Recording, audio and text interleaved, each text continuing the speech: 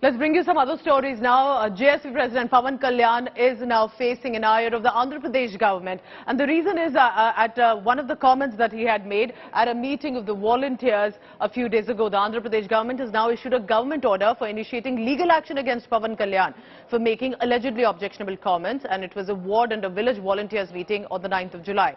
The order states that there were defamatory, derogatory and venomous statement against village volunteer system and the state government at Eluru. Now, Pawan Kalyan was quick to react and clarify, saying the system and not the volunteers that he was blaming. Remember, during the Varahi Yatra on July 9th, JSP chief alleged that volunteers were involved in trafficking of women in the state. He's claimed that volunteers were collecting information about girls and widows, passing it on to anti-social elements. This, he said, resulted in human trafficking and attacks on young women and widows.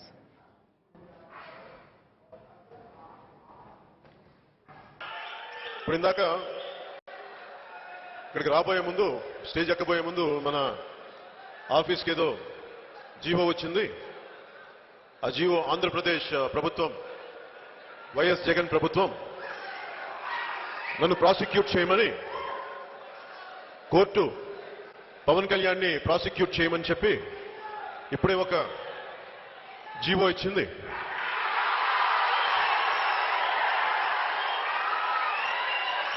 YS Jagan ప్రభుత్వానికి కూడా చెప్తా ఉన్నాను. నేను ఒకసారి మాట చెప్పానంటే అన్ని రిస్కులు తీసుకొని చెప్తా. మీరు నన్ను అరెస్ట్ చేసుకోండి, చిత్రవత్ చేసుకోండి.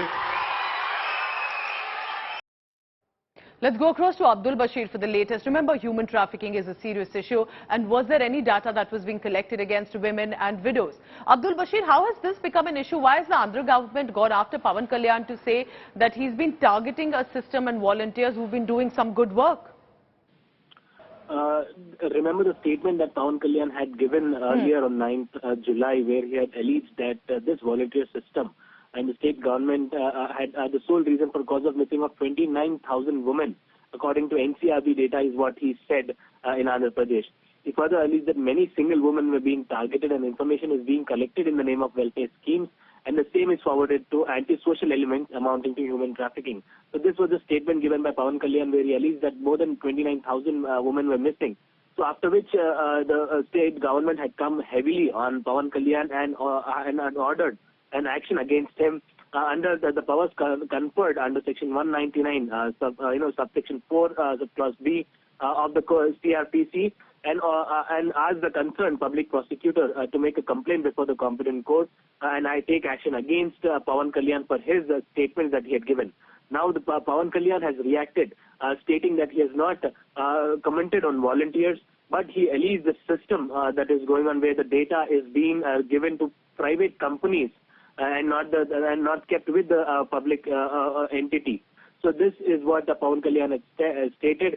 He blamed the system and not the volunteers, is what he said. And after that, he had come on saying that any action against him, he's ready to face any action against him, and even if he's jailed, he has no issue with that. But he is still concerned about the personal data. Now he had also alleged that a private company, FOA in Hyderabad, Nanakram Guda, is where the whole data is being given, and there are three companies where the data is being given. Yes.